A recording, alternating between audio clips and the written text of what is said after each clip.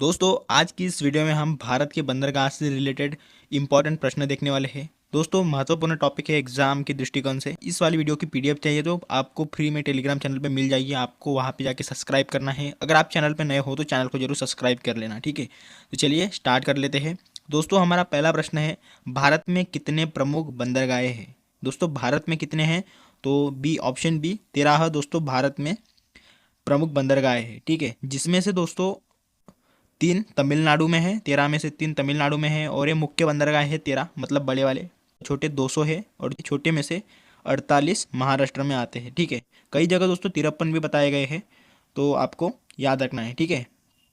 तो चलिए अगले क्वेश्चन की तरफ बढ़ते हैं। भारत में अधिकांश बंदरगाह किस राज्य में स्थित है। तो किस राज्य में स्थित है, ऑप्शन ए महाराष्ट्र इस राज्य में स्थित है भारत में अधिकांश बंदरगाह, ठीक है। तो चलिए अगले क्वेश्चन की तरफ बढ़ते हैं। देश का सबसे पुराना कृत्रिम बंदरगाह कौन सा है। तो देश का जो सबसे पुराना कृत्रिम बंदरगाह कौन सा है, ऑप्शन डी चेन्नई बंदरगाह जो कि तमिलनाडु में है। तो ये देश का पुराना कृत्रिम बंदरगाह है, ठीक है।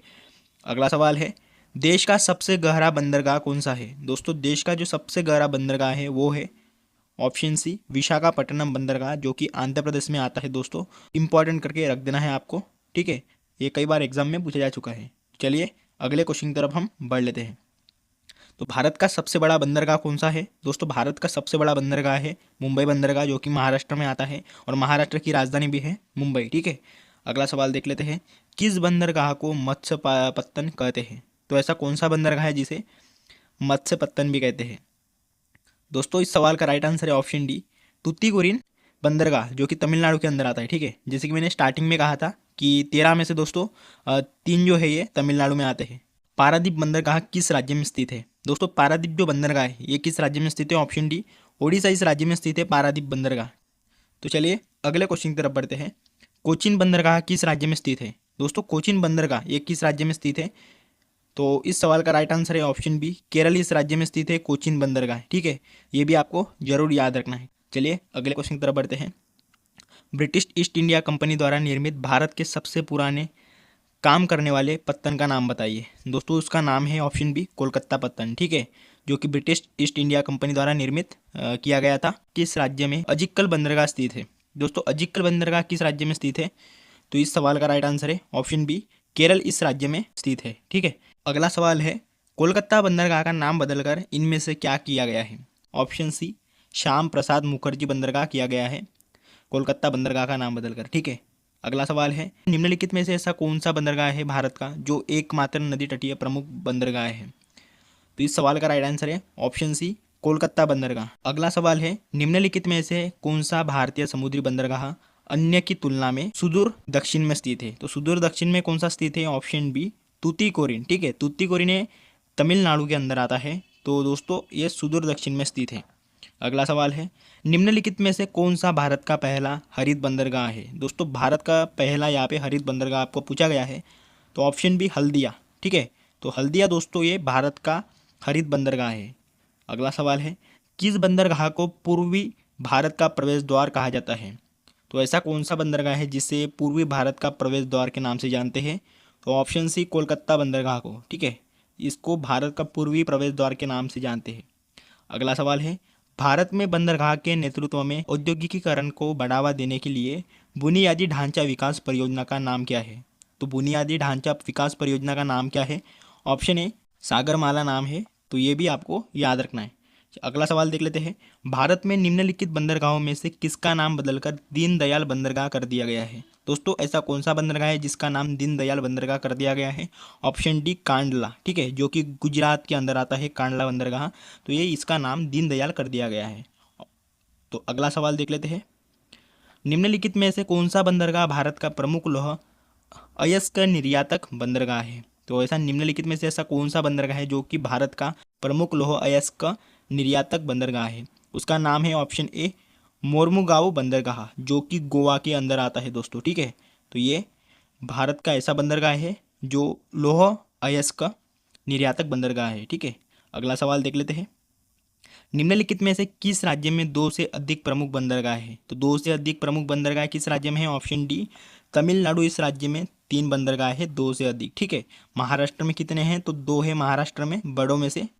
एक नावा शेवा है और एक मुंबई बंदरगाह है। ठीक है, तो अगला सवाल देख लेते हैं। निम्नलिखित में से कौन सा एक भूमिबंध बंदरगाह है? दोस्तों निम्नलिखित में से ऐसा कौन सा एक भूमिबंध बंदरगाह है?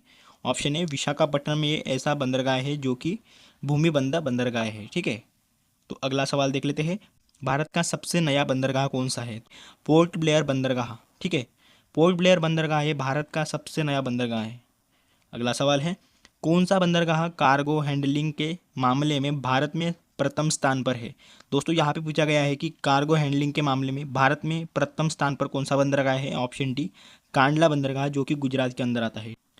किस बंदरगाह को अरब सागर की रानी के रूप में जाना जाता है? कोच्चि बंदरगाह को जाना जाता है। ठीक है, भारत का सबसे बड़ा प्राकृतिक बंदरगाह कौन सा है? तो भारत का जो सबसे बड़ा प्राकृतिक बंदरगाह है उसका नाम है ऑप्शन डी मुंबई बंदरगाह। ये भारत का सबसे बड़ा प्राकृतिक बंदरगाह है और ये भारत का सबसे बड़ा बंदरगाह भी है। ठीक है, अगला क्वेश्चन है, देश का सबसे बड़ा कृत्रिम बंदरगाह कौन सा है? दोस्तों देश का जो सबसे बड़ा कृत्रिम बंदरगाह है उसका नाम है ऑप्शन ए नावा शेवा, जो कि नवी मुंबई के अंदर आता है। तो ये देश का सबसे बड़ा कृत्रिम बंदरगाह है। ठीक है, अगला सवाल है, भारत का एकमात्र नदी तटवर्ती प्रमुख बंदरगाह कौन सा है? तो यहाँ पे पूछा गया है आपको एकमात्र नदी तटवर्ती प्रमुख बंदरगाह कौन सा है?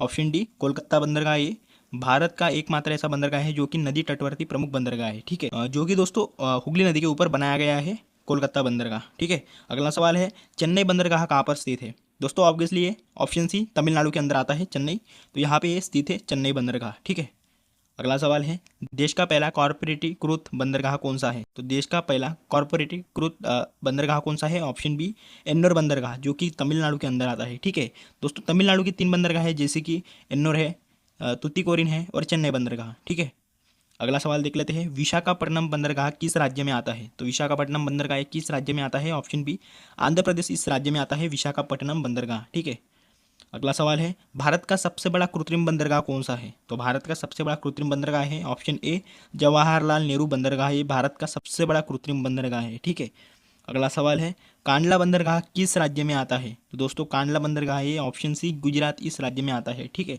अगला सवाल है, नावा शेवा बंदरगाह किस राज्य में है? दोस्तों नावा शेवा बंदरगाह ये कहाँ स्थित है? ऑप्शन डी महाराष्ट्र इस राज्य में आता है नावा शेवा बंदरगाह।